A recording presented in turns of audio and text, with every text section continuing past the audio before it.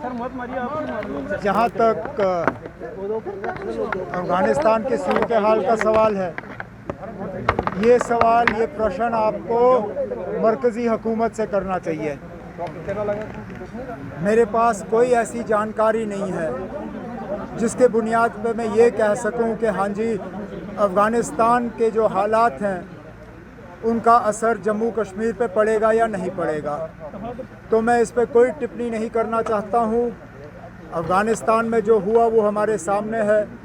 इसका असर जम्मू कश्मीर पे पड़ेगा या नहीं पड़ेगा, इस सवाल का जवाब मरकज़ी हुकूमत के पास है, मेरे पास नहीं है। अल-कायदा की तरफ से थ्रेट आई है, हिज़्बुल मुजाहिदीन चीफ सैयद सलाहुद्दीन ने कहा है। मैंने ऐसी कोई बात सुनी नहीं और मैंने आपसे कहा ना, ये सवाल आप मरकज़ की हुकूमत से करिए ना। मेरे पास कोई ऐसी जानकारी नहीं है जिसके बुनियाद पर मैं आपके सवाल का जवाब दे सकूं।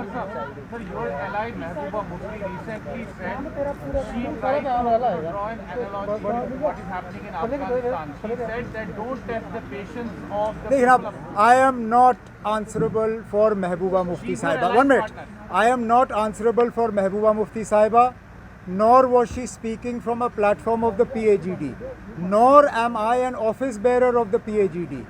I am here in my capacity as the J&K National Conference Vice President.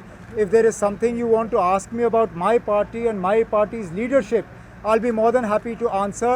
I am not answerable for anything Miss Mufti says or does on her own party platform. Dr. Saab yesterday said that he regrets. Dr. Saab yesterday said, आपको लगता है कि क्योंकि वो कह रहे हैं कि वो बदल गई है, क्या आपको लगता है एंगेजमेंट शुरू करनी चाहिए, उनके साथ मौका देना चाहिए? आप कहते हो एंगेजमेंट शुरू होनी चाहिए या नहीं? एंगेजमेंट तो कर रहे हैं। ये तो आज की खबर है कि कतर में आप एक दूसरे से बात कर रहे हैं। अगर आप बात कर रहे हैं तो फिर आप मुझसे क्यों पूछ रहे हैं कि होना चाहिए? आप तो कर रहे हैं। आप कैसे देखते हैं उसे? मौका देना चाहिए। लेकिन आप सुनिए, इधर Taliban is a terror organization or it is not. Please clarify to us how you see the Taliban. Is the Taliban a terror organization? If it is not, will you move in the United Nations to have it delisted as a terror organization? Because right now you are presiding over the United Nations Security Council. If it is a terror organization, then how do you distinguish between Taliban and other terror groups?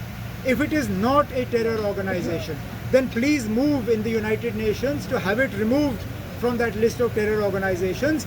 Let their bank accounts start functioning and let's not treat them differently. But you can't have different yardsticks for different organizations. If they're a terror organization, why are you talking to them? If they are not a terror organization, why are you banning their bank accounts? Why are you not recognizing their government? Make up your mind what it is. I am not the decision maker, nor does my view matter to you. Last question. Jammu Kashmir का political future. लेकिन आप, मेरे पास अगर ऐसी जादू की छड़ी होती तो आपको नहीं लगता कि 5 अगस्त से पहले मुझे पता होता कि रियासत को क्या होने वाला है और मुझे खुद क्या होने जा रहा है? मेरे पास कोई ऐसी जादू की छड़ी नहीं है ना, जिसके बुनियाद पर मैं जिसको इस्तेमाल करके मैं आपको ये कह सकूं कि जम्मू कश्मीर का फ्यूचर ये है। बीजेपी कह रही है 50+ जाएंगे अगर असेंबली इलेक्शंस होती है, तो एनसी का क्या नारा रहेगा? हम नारों पे नहीं जाते, हम ग्राउंड पे काम करते हैं। हमने अगर 50+, 45 तो क्रॉस किया नहीं था पिछले इलेक्शन में, तो 50 क्या उनका नहीं था मिशन? क्या था नंबर? मिशन 45। अब की बार 50+ है। 45 नहीं पहुंचे तो 50 क्या? पहले तो 45 आना चाहिए था। 50 तो दूर की बात है। Answerable for Mehbooba Mufti Sahiba. 1 minute. I am not answerable for Mehbooba Mufti Sahiba, nor was she speaking from a platform of the PAGD, nor am I an office bearer of the PAGD. I am here in my capacity as the J&K National Conference Vice President. If there is something you want to ask me about my party and my party's leadership, I'll be more than happy to answer.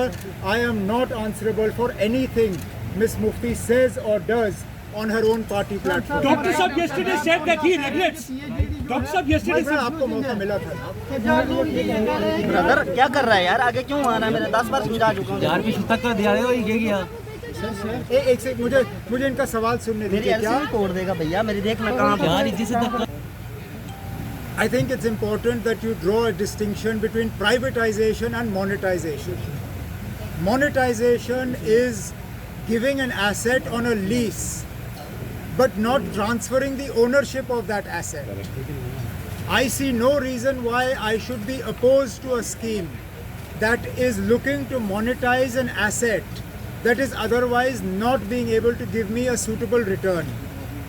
If these same assets were being privatized, I would then have questions to ask the government. But as far as monetizing an asset is concerned, if the ownership of that asset is not being transferred and the government is able to earn from an asset that is otherwise dead, I support any scheme that will allow the government to raise revenue without putting the burden on the everyday people. My opposition is to the heavily taxed fuel. The way you are taxing petrol, the way you are taxing diesel, the way every day gas cylinder prices are going up. I am opposed to that. I would not oppose a scheme that allows you to monetize an asset without transferring ownership of that asset. Yes, I hope that the process that is followed is a transparent one, that it is not only friends of the BJP that benefit from this scheme. There should be an open, transparent bidding process. Let those the people who succeed in that bid come forward. Let those assets be monetized and let the benefit of that come to the people of India. यह तो अच्छी बात है. हम तो 2019 में election की तैयारी करके बैठे हुए थे, क्योंकि तब तक हमारा असेंबली जो है वो ख़त्म किया गया है. जब इलेक्शन कमीशन जो है इलेक्शन कराना चाहे करे. हमारा तो सिर्फ ये है कि आप इलेक्शन से पहले हमें स्टेटहुड वापस कर दीजिए. बाकी लड़ाइयाँ हम सुप्रीम कोर्ट में लड़ते रहेंगे, चाहे वो मुझे ख़त्म करने दीजिए ना. चाहे वो 370 को लेके हो, चाहे जो भी 5 अगस्त 2019 को हुआ उसकी लड़ाई जो है हम सुप्रीम कोर्ट में लड़ते रहेंगे. लेकिन जहाँ मुल्क के वज़ीर आज़म, मुल्क के होम मिनिस्टर सबों ने पार्लियामेंट में कमिट किया है कि जम्मू कश्मीर को जो है स्टेटहुड वापस किया जाएगा. हम तो कहते हैं ना, अब नेक काम में देरी क्यों. आप इलेक्शन से पहले स्टेटहुड का ऐलान करिए, जम्मू कश्मीर को फुल स्टेटहुड रिस्टोर करिए और शौक से इलेक्शन कराइए ना. हमें क्या एतराज़. अगर नहीं होता